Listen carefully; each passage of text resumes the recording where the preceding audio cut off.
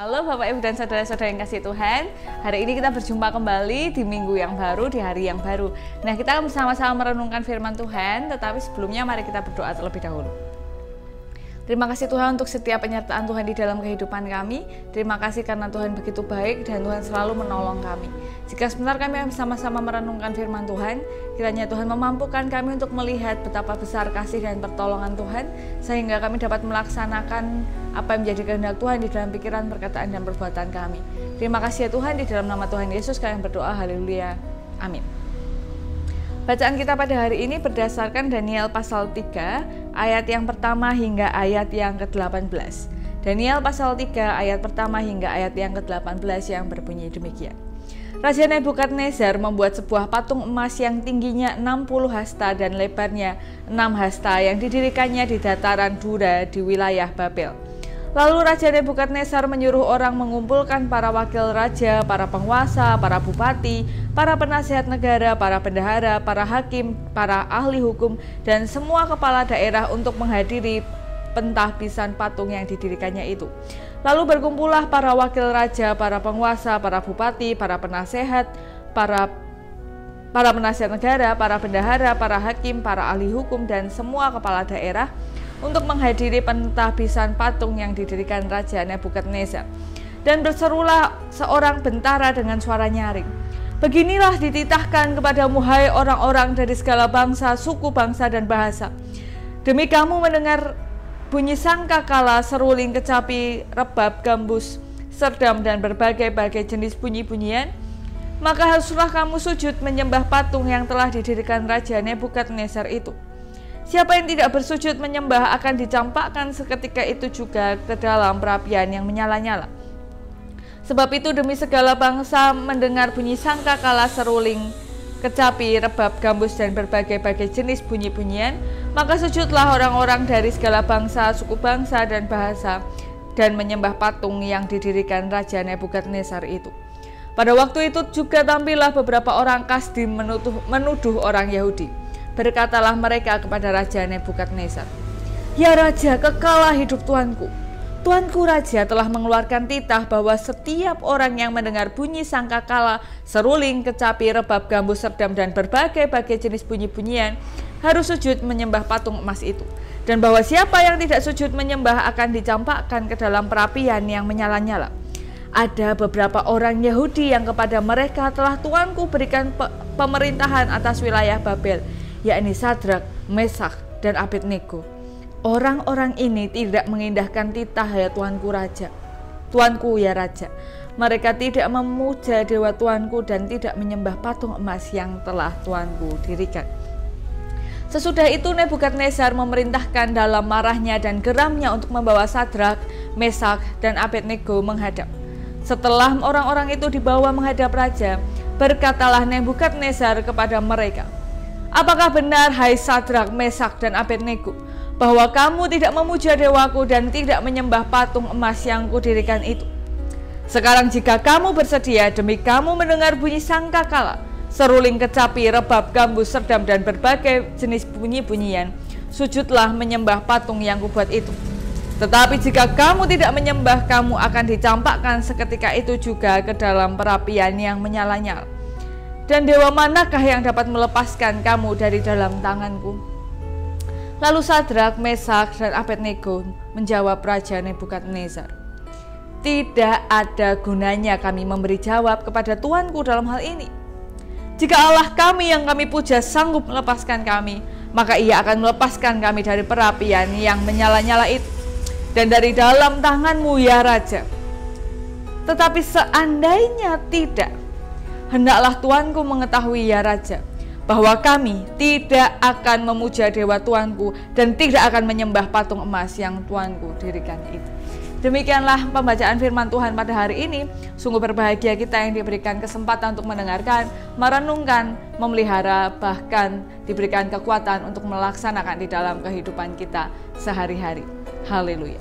Bapak, Ibu, dan saudara-saudari yang dikasihi Tuhan, kita mengenal kata atau frasa hutang budi.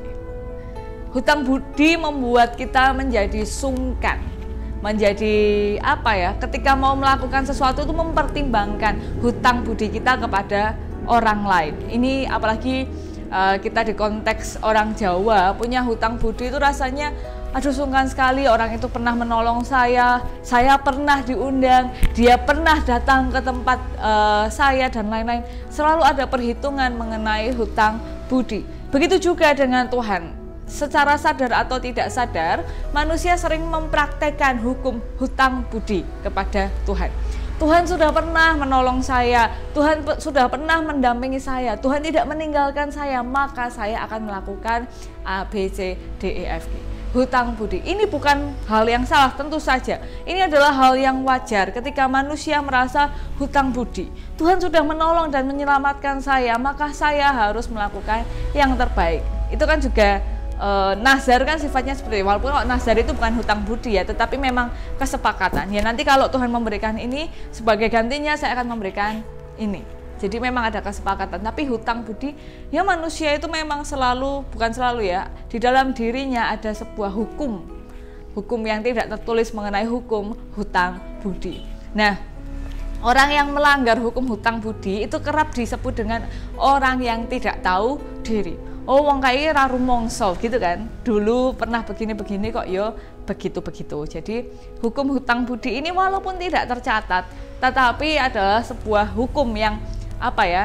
Ya yang dimengerti oleh banyak orang. Nah, hukum hutang budi ini adalah hukum yang juga saat ini hendak kita pelajari bersama. Enggak juga sih sebenarnya, tetapi ada kaitannya dengan hutang budi. Kalau Bapak Ibu membaca Raja Nebukadnezar ini bukan raja Israel, jadi bukan raja orang itu, tapi raja yang menguasai daerah itu. Nah, Raja Nebukadnezar ini membuat sebuah patung untuk disembah oleh semua bangsa yang ada di bawah pemerintahannya. Jelas bukan hanya orang Israel, tetapi semua bangsa yang ada di pemerintahannya. Dan mereka yang dipanggil adalah orang-orang yang diberikan jabatan, orang-orang yang diberikan kesempatan untuk berkuasa di tengah penjajahan itu. Mungkin juga adalah orang dari bangsanya sendiri, mungkin dari bangsa orang lain. Yang jelas orang-orang yang punya hutang budi. Bukan hanya hormat, bukan hanya takut, tetapi juga punya hutang budi kepada Raja Nebukadnezar.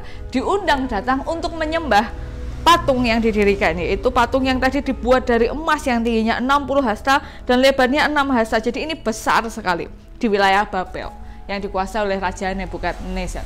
Nah, orang-orang ini datang, semuanya datang, orang-orang yang punya jabatan ini, yang punya juga hutang budi, yang tidak menjadi budak tetapi mendapat jabatan khusus. Nah, mereka datang dan mereka diminta untuk menyembah kepada patung itu. Kalau tidak, mereka akan menerima hukuman. Mereka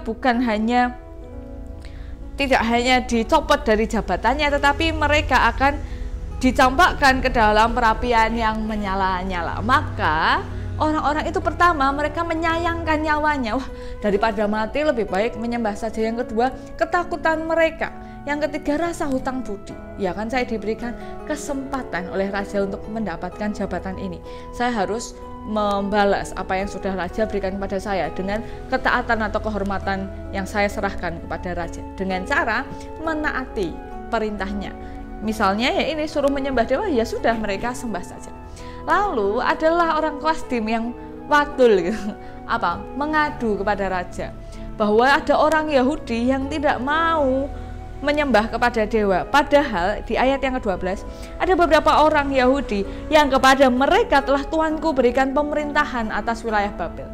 Jadi bukan hanya orang yang tidak mau menyembah patung, tetapi orang yang sudah diberikan kesempatan untuk memerintah tapi tidak mau menyembah patung. Jadi orang yang sudah diberikan budi, punya hutang budi, tetapi tidak mau membalas budi, bahkan tidak merasa berhutang budi. Dia bukan tidak merasa, tapi mengabaikan hutang budi, mengabaikan kesempatan yang sudah diberikan itu dengan tidak menyembah patung. Jadi orang-orang yang dianggap membangkang atau membelot. Nah, dipanggillah 3 orang ini, yaitu Sadrak, Mesak, dan Abednego.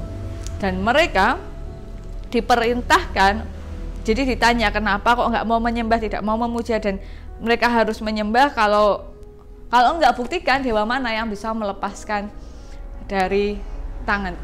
Tetapi hukum hutang budi ini tidak mengikat kehidupan Sadrak, Mesak, Abednego. Kenapa tidak yang pertama-tama?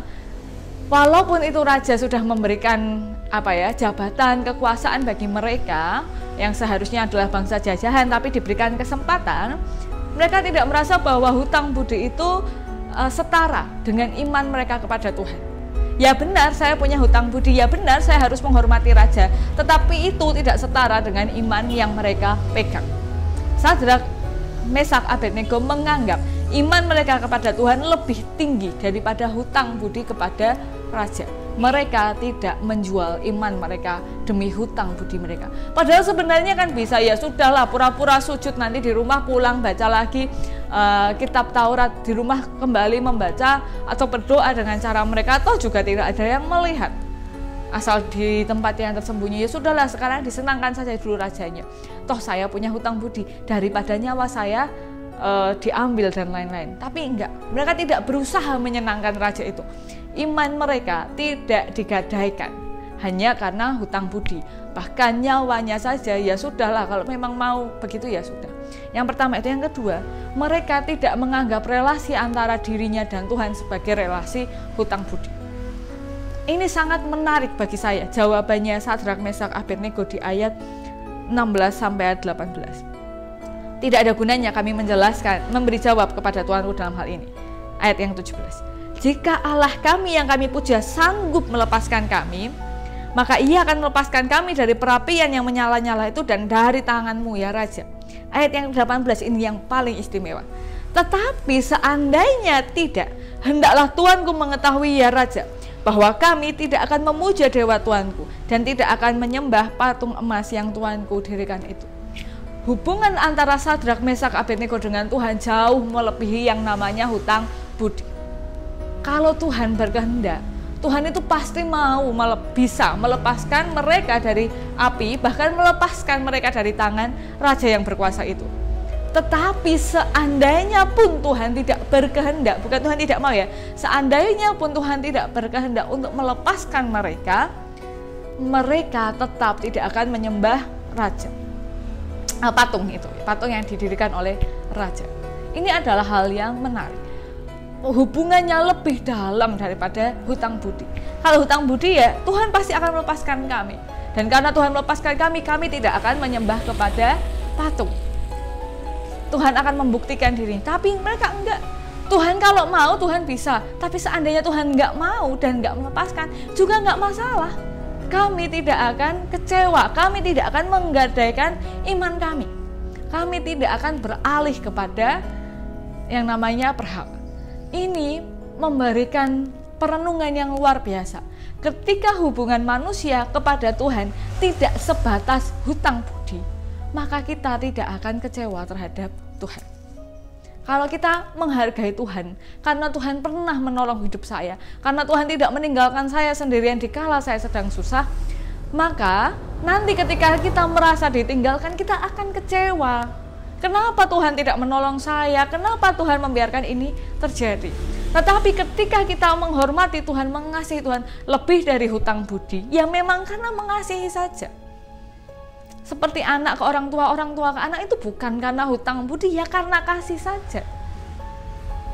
Coba kalau anak itu menghormati orang tua hanya karena hutang budi, tiap hari nabung cuma buat nyicil angsuran, dulu ngabisin berapa, dulu apa yang bapak ibu lakukan, sudah selesai ya sudah. Rasanya hanya karena hutang budi, tapi perasaan anak ke orang tua kan lebih dalam daripada hutang budi itu. Nah, ketika perasaan kita kepada Tuhan jauh lebih dalam daripada hutang budi, kita tidak akan kecewa. Karena kita percaya kepada Tuhan apapun yang terjadi. Mau Tuhan berkehendak menolong kita ataupun tidak, mau berkehendak membantu kita dengan cara yang kita inginkan atau tidak, saya akan tetap percaya kepada Tuhan. Saya tidak akan meninggalkan, mengingkari, bahkan menggadaikan iman saya hanya karena Tuhan tidak menuruti keinginan saya. Nah, ini adalah perenungan yang menarik. Bagi saya dalam sekali ketika ayat 18 ini saya baca, ketika sekali saya baca saya langsung, ini salah ketik, salah terjemah atau enggak, tetapi memang benar. Tetapi seandainya tidak, hendaklah Tuanku mengetahui ya Raja, bahwa kami tidak akan memuja dewa Tuanku dan tidak akan menyembah patung emas yang Tuanku dirikan ini. Seandainya Tuhan tidak menolong di perapian yang menyala-nyala itu, seandainya Tuhan membiarkan kami terbakar di sana, seandainya Tuhan membiarkan kami malu, karena dilihat kok ternyata Tuhannya nggak nolong, itu kan malu ya. Ya menurut orang-orang, mungkin menurut orang-orang lain itu malu, tapi bagi mereka seandainya itu pun terjadi, mereka tidak akan menyembah patung itu, mereka tidak akan meninggalkan kepercayaan mereka kepada Tuhan, mereka akan tetap percaya kepada Tuhan. Ini menjadi perenungan kita. Kalau hubungan kita sama Tuhan itu hanya hutang budi, itu aja sudah mantap ya. Maksudnya ketika kita punya hutang budi sama Tuhan, merasa punya hutang budi sama Tuhan, itu sudah baik. Artinya kita sudah tahu bahwa Tuhan menolong hidup kita, itu sudah mantap sekali. Ya, dalam kesaksian kan Tuhan menolong saya, maka saya mengatakan itu sudah paling mantap, sudah hebat sekali. Tetapi seandainya kita punya perasaan yang jauh lebih dalam daripada hutang budi kepada Tuhan, kita akan mengasihi Tuhan dan tidak akan merasa kecewa. Dan tentu ini adalah hal yang sulit. Sadrak, Mesak, Abednego toh bisa melakukan, berarti kita juga bisa belajar bersama-sama mengasihi Tuhan lebih dari hutang budi kita kepada Tuhan. Mari kita berdoa. Terima kasih ya Tuhan untuk setiap pertolongan dan kasih Tuhan, dan ajar kami untuk mengasihi Tuhan dengan lebih lagi, bahwa kami percaya bahwa Tuhan mengasihi kami dengan sangat dahsyat, tetapi dalam keterbatasan kami manusia, kami mengasihi Tuhan karena, dan ajari kami untuk tetap mengasihi Tuhan walaupun. Dan kami serahkan seluruh kehidupan kami di tengah pandemi COVID-19 ini, saudara-saudara kami yang terdampak dalam bidang apapun, kiranya Tuhan yang menolong, dan kiranya Tuhan memulihkan bangsa dan dunia kami dari pandemi COVID-19 ataupun dari berbagai macam isu yang ada di dalamnya. Terima kasih ya Tuhan, di dalam nama Tuhan Yesus kami berdoa, haleluya, amin. Ya Bapak Ibu dan saudara-saudara yang kasih Tuhan, demikian yang dapat saya sampaikan, kiranya dapat menjadi hal yang baik bagi kita semua. Dan tetap jaga kesehatan, tetap menjaga menaati protokol yang ada. Sampai berjumpa di pertemuan yang berikutnya. Tuhan Yesus memberkati. Sampai jumpa.